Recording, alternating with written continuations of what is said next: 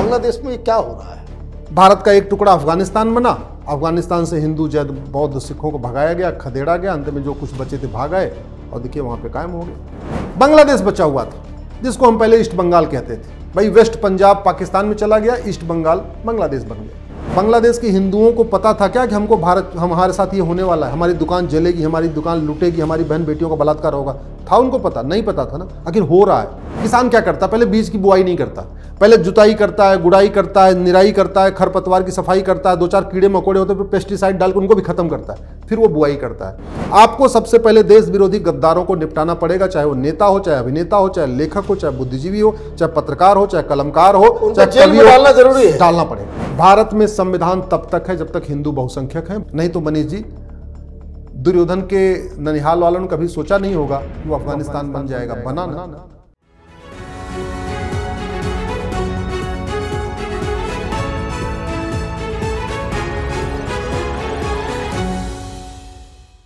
नमस्कार, capital TV में आपका स्वागत है। बांग्लादेश में जो कुछ हो रहा है वो कोई नई बात नहीं है। बांग्लादेश में एक भी हिंदू नहीं रहेंगे, अब ऐसी सिचुएशन, ऐसी परिस्थिति वहां पैदा हो चुकी है। स्टूडेंट आंदोलन से मामला शुरू हुआ और सत्ता हटाओ आंदोलन में वो परिवर्तित हो गया। कहा छात्र रिजर्वेशन हटाने की मांग कर रहे थे, पॉलिटिकल पार्टीज आती हैं, उस पूरे आंदोलन को हाईजैक कर लेती हैं, सरकार हटाओ आंदोलन हो जाता है। सरकार हट जाती है, प्रधानमंत्री देश छोड़ के भाग लेती हैं, तो ये हिंदू हटाओ आंदोलन में तब्दील हो जाता है। ऐसी विभत्स तस्वीरें और वीडियोज आ रही हैं। वो हिंदू छात्र जो छात्र आंदोलन में थे, उनको भी कॉलेज में बांध करके मारा जा रहा है, मंदिरों को तोड़ा जा रहा है।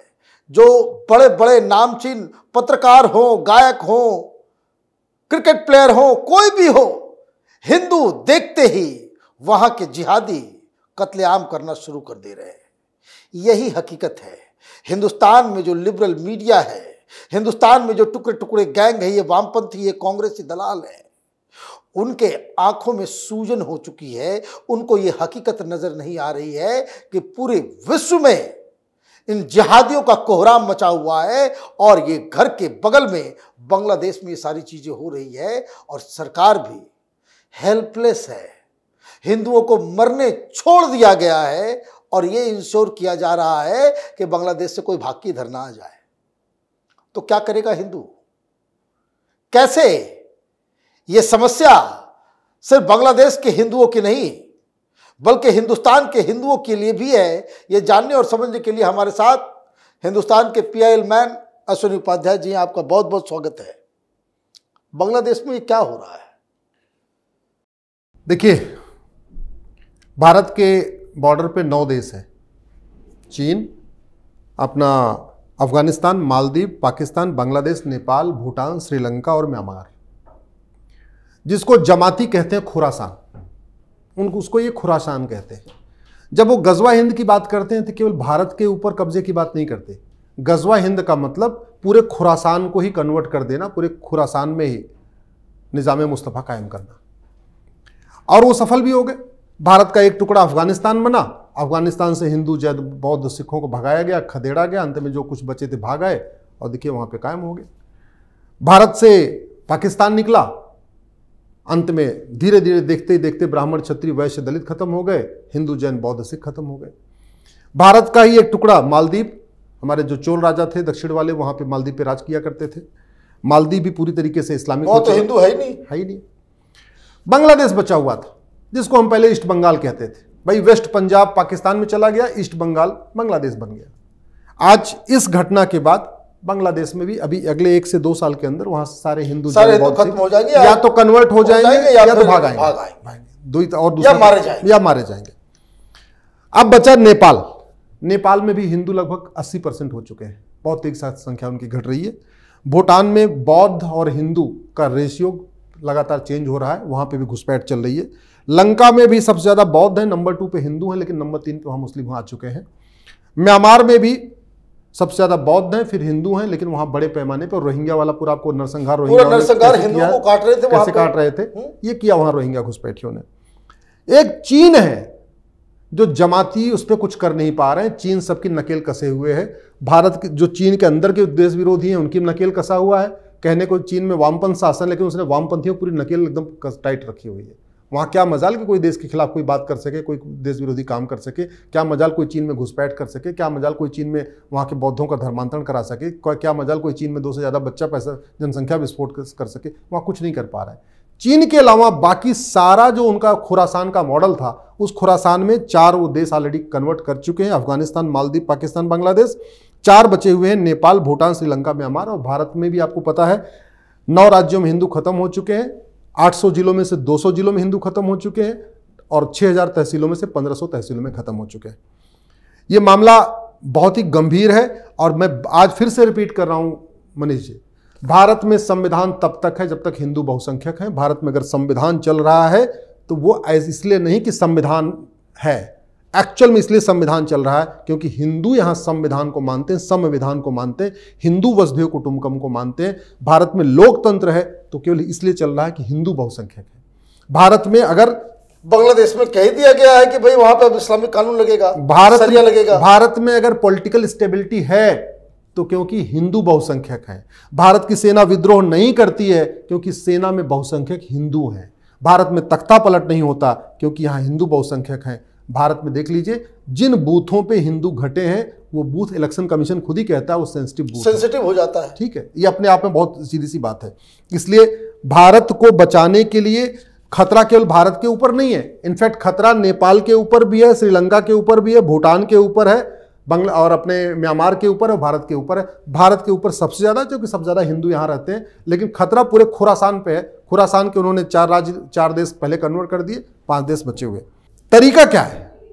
सबसे पहले भारत के अंदर छिपे गद्दारों को आपको ठीक करना पड़ेगा। उसका तो इलाज जरूरी है। जब तक ये जो जमातियों के लिए काम करने वाले नेताओं का इलाज नहीं करोगे, जो जमातियों के लिए काम, पत्रकार हैं, कलमकार हैं, लेखक हैं, बुद्धिजीवी हैं, कुछ जुडिशरी में भी हैं, जब तक इनका इलाज नहीं करेंगे, मेरा यह मानना है कि भारत के बॉर्डर की रक्षा सेना कर रही है, वहां ज्यादा टेंशन नहीं लेना। अंदर जो बैठे हैं गद्दार, उनका इलाज करना जरूरी है। नहीं तो वो कभी कुछ, एक नेता कुछ और सुबह भाषण दे रहा था कि हाँ बांग्लादेश हो जाएगा, फलाने हो जाएगा, ठिकाने, ये सब पेरोल पे हैं।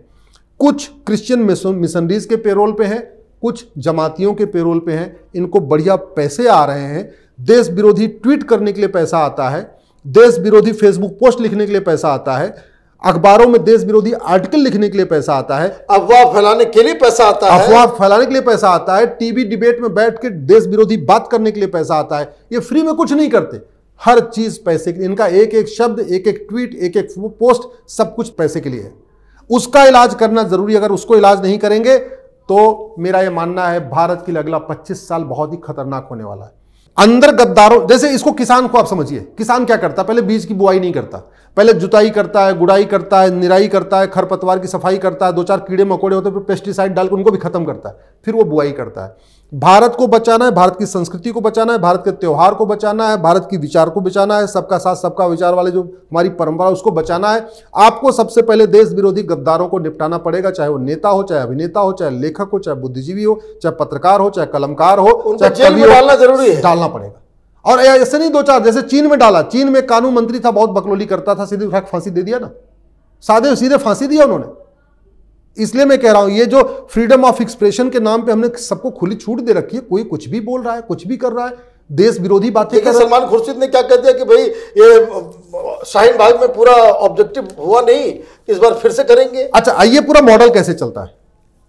सबसे बड़ा इनका मॉडल है डेमोग्राफी को बदलने के, घुसपैठ कराना। और मेरी PIL चल रही सुप्रीम कोर्ट में, 5 करोड़ घुसपैठी 2017 में आ चुके हैं, तब इनकी संख्या 5.5 करोड़ हो चुकी है।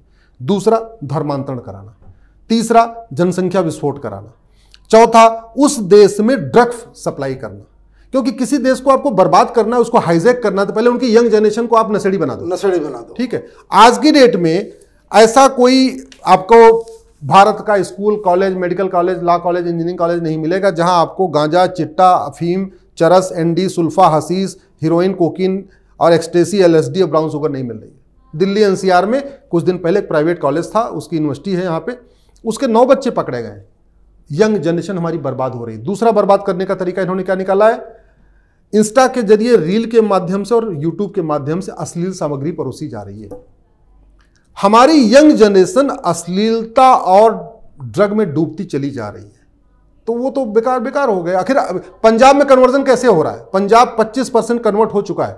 हमारा जो सबसे पावरफुल राज्य था, जहां सिख पंथ की स्थापना हुई हिंदुओं की, हिंदू धर्म की रक्षा के लिए, सनातन धर्म की रक्षा के लिए, उस राज्य में 25% कन्वर्जन हो चुका है। माने हिंदुस्तान का एक अकेला मार्शल रेस, यस, जिसको कहते हैं पंजाब सिख रेजिमेंट, और पूरा का पूरा समाज जो ये मुस्लिम आक्रांताओं से लड़ा, उसको ही आपने अफीम चटा दिया है। भाई सिख पंथ बना कैसे? हर परिवार के जो सबसे बड़ा बेटा था उसको ले लिया, यानी चाहे यादव हो, चाहे पटेल हो, चाहे वो ब्राह्मण हो, चाहे क्षत्रिय हो, चाहे वैश्य हो, चाहे दलित हो, हर परिवार के 4 बेटे थे, 3 बेटे थे, 5 बेटे थे, बड़े बेटे को ले लेके आपने सिख पंथ बनाया। यही तो किया हमारे गुरुओं ने। किस लिए किया? सनातन धर्म की रक्षा के लिए। कितना इतना बड़ा बलिदान किया।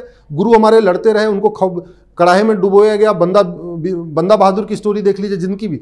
आज उस पंजाब में दुनिया का 4था सबसे बड़ा चर्च बन रहा है। The 4th largest church of the world कहां बन रहा है? जालंधर में। और इस्लामिक वहां पे भी बहुत तेजी के साथ हो रहा है, घुसपैठ भी हो रही है।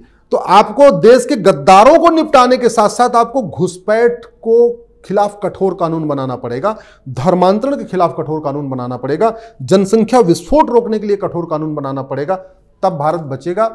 नहीं तो मनीष जी, दुर्योधन के ननिहाल वालों ने कभी सोचा नहीं होगा कि वो अफगानिस्तान बन जाएगा। बना ना। राजा भरत के ननिहाल की कभी हमारे पाकिस्तान, भाई आप ये देखो ना, चाहे वो राम जेठमलानी हो, चाहे आडवाणी जी हो, चाहे वो मिल्खा सिंह हो, चाहे मनमोहन सिंह जी का परिवार हो, चाहे पाकिस्तान से आए, सारे पाकिस्तान से आए। क्यों? उनको नहीं मतलब 2 दिन पहले तक नहीं पता, छोड़ के भागना पड़ेगा, भागे ना। बांग्लादेश में 1 हफ्ते पहले बांग्लादेश के हिंदुओं को पता था क्या कि हमको हमारे साथ ये होने वाला है, हमारी दुकान जलेगी, हमारी दुकान लूटेगी, हमारी बहन बेटियों का बलात्कार होगा? था उनको पता? नहीं पता था ना। आखिर हो रहा है। ऐसे भारत वाले भी शुतुरमुर्ग बन के बैठे हुए हैं। उनको लच्छा जी बांग्लादेश में लूटपाट हो रही, बांग्लादेश में होगा, यहां नहीं होगा। अच्छा वो पंजाब में हो रही, यहां नहीं होगा। अच्छा वो पाकिस्तान में हो रहा है, यहां नहीं होगा। अच्छा वो तो तालिबान कर रहा है। अरे भैया, अफगानिस्तान भी हिंदुस्तान था, पाकिस्तान भी हिंदुस्तान था, बांग्लादेश भी हिंदुस्तान था। दुनिया के कितने ऐसे थे जहां पे हिंदुस्तान था। 100-150 साल में ये सब कुछ बदल गया है। 1805 में अफगानिस्तान के प्रधानमंत्री पंडित नंदराम टिक्कू थे, कश्मीरी ब्राह्मण थे 1805 में। और जैसे भी खालिदा जी भागी। और मैं एक चीज आपको बहुत कड़वी बात बता रहा हूं, ये जो दल गुलाम बैठे हैं ना भारत के अंदर, आम जनता या नेता, अभिनेता, लेखक, जैसे शेख हसीना तो भाग गई, ऐसे एक दिन ये हमारे देश के नेता भी भागेंगे। ये भारत छोड़ के 20 से 25 साल के बाद ये जो सुबह से लेकर शाम तक भारत को बांटने के काम कर रहे हैं ना, जिस दिन भारत में आग लगी, जैसे बांग्लादेश में आग लगी, सबसे पहले शेख हसीना विमान लेके फुर्र हो गई, ऐसे ही यहां पे देशद्रोही नेता लोगों को जो चाहे पड़ेगा, चाहे वो यूपी के हो, चाहे वो बंगाल की हो, चाहे वो गांधी परिवार हो, चाहे वो आपका सैफई परिवार हो, चाहे वो जो परिवार है, ये पहले भाग जाएंगे। कोई ऑस्ट्रेलिया भाग जाएगा, कोई लंदन भाग जाएगा, कोई अमेरिका भाग जाएगा, कोई दुबई भाग जाएगा। इन सब ने अपना अपना वहां इंतजाम कर रखा है, अपने फार्म हाउस बना रखे हैं, अपने बेंगलो बना रखे हैं। बचेगी कौन? पिटेगी कौन? जलेगा कौन? आम जनता। आम जनता। आपका बहुत बहुत धन्यवाद। आपने बताया कि किस तरीके से जो बंगाल में हो रहा है वो कोई अनायास नहीं हो रहा है। ईस्ट बंगाल में हो रहा है तो कल को वेस्ट बंगाल में नहीं होगा? नहीं होगा, ये इसकी कोई ये नहीं है। वेस्ट पंजाब में हो रहा है तो ईस्ट पंजाब में नहीं होगा क्या? बिल्कुल होगा। बड़ी सीधी सी बात। आपको बहुत बहुत धन्यवाद। अगर आपको वीडियो पसंद आया तो आप इसे लाइक करें, शेयर करें और कैपिटल टीवी को सब्सक्राइब करें। धन्यवाद।